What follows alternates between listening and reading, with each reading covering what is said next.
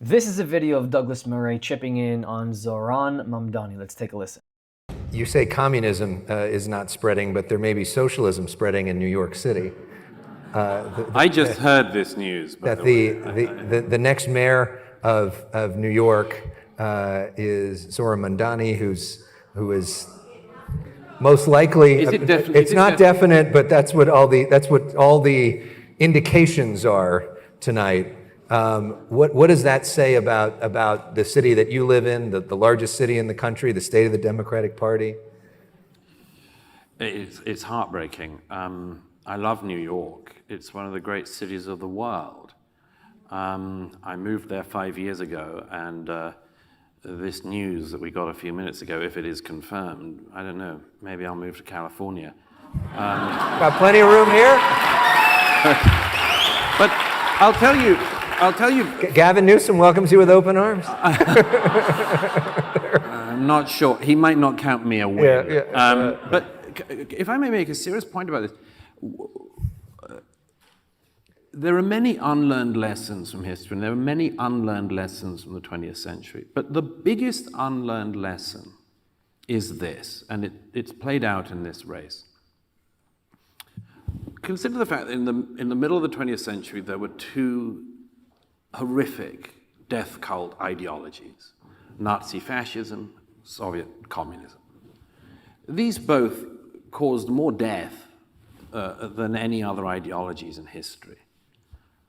But here's the thing, we've learned most, I'd say, much of the lessons of what happens when you see fascism coming.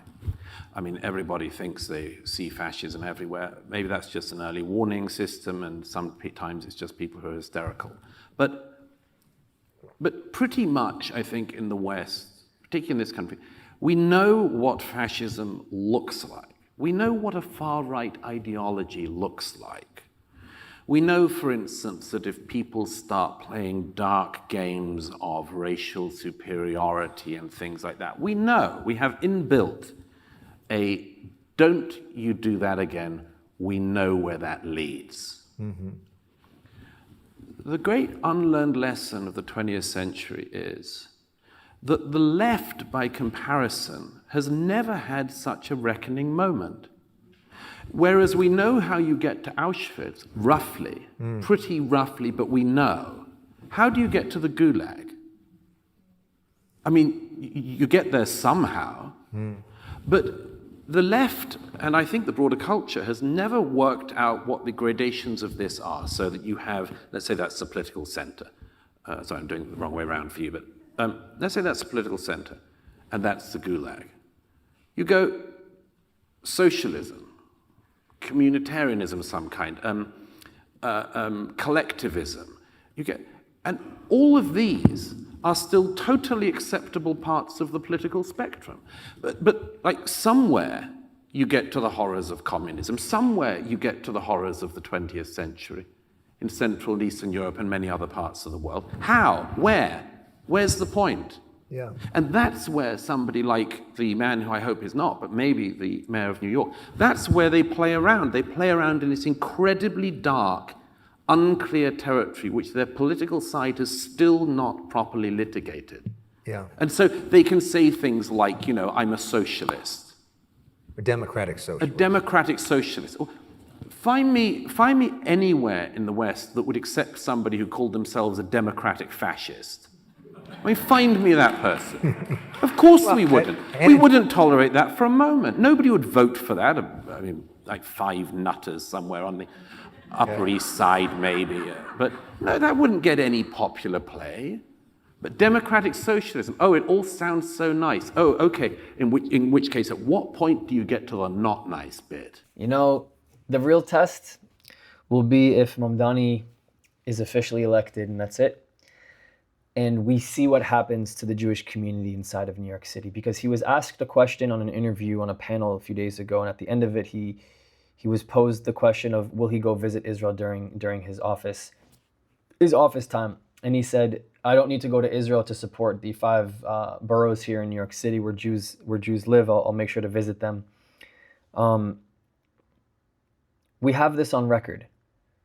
We have these people who play political games on record to get into power and then see what actually happens. And what's going to hurt a lot is if the Jewish community and the far left and the Dems, the Democrats, get backstabbed by being brainwashed into getting this person's vote by saying he's looking into, trying to support the bottom up, getting into, the more poor areas of New York City, trying to find ways to have them earn a higher income, et cetera, et cetera.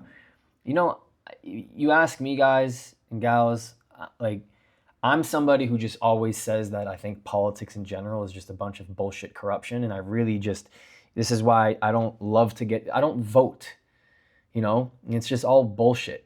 It really is all bullshit, because politicians learn that when they get into the position of power, that they have to make decisions behind closed doors that the general public cannot know about in order for them to remain in power. There is so much corrupt behavior that happens in the political sphere, in the political ecosystem, that you and I, none of us will ever know about. And those decisions are the ones that are actually driving what's really happening. And then you get fed some bullshit narrative on the fucking New York Times or New York whatever, and then you think that that's a reflection of reality. But no, this is exactly, why do you think Kamala Harris was talking the way that she was talking as the election was coming up? Because she needed to buy votes. She needed to get votes. It's not about what she really wants. It's what she has to do. It's the same thing here. Please don't get played by this bullshit. I think politics is a waste of time and waste of energy, and we all think that we're benefiting from some sort of like man or woman who claims to promise. Name me the last time that you loved the fucking, the mayor, the governor, the president, not just for you or your family, for the greater, I'm talking about the greater good, the community, the Jews, the non-Jews, the blacks, the whites, the rich, the poor. Name me one. Name me one. You can't. You can only name ones that didn't benefit the community. That's because you haven't come across politicians that do it on a holistic perspective. I'm being serious. You can't show me some politician that like you gathered a big sample size of people on the left, a big sample size of people on the right, a big sample size of people in the middle who put their differences to the side and said, no, we can do this. You can't. You can only find ways to fucking poke at the other person, the other side, and find ways to condemn it. It's a waste of time. And this guy doesn't even fucking support the existence of the state of Israel. So it's the fact that we're even here sitting talking about it, like as if like my commentary is going to have any effect on this man's fucking power or not, is ridiculous. But we have to shed light into who these people really are and show these bullshit circular answers that they give when they're asked about real life issues. So to New York City, let's see what happens. Thank you so much. If you want to continue the conversation, you can support my work for free. Discord does not cost a thing. It is the best way to connect with me and others who are seeking the truth. The link is in the description. But if you want to take it one step further, my Patreon gives you access to the Israel you don't see, uncovering the untold stories of what mainstream media does not show you. The link is in the description, and it helps me to continue this work. Or if you're just looking to help this thing go, PayPal and Buy Me a Coffee is a really easy way to support me. This channel, this work does not happen without all of you. Thank you. I love you. I'll see you next time.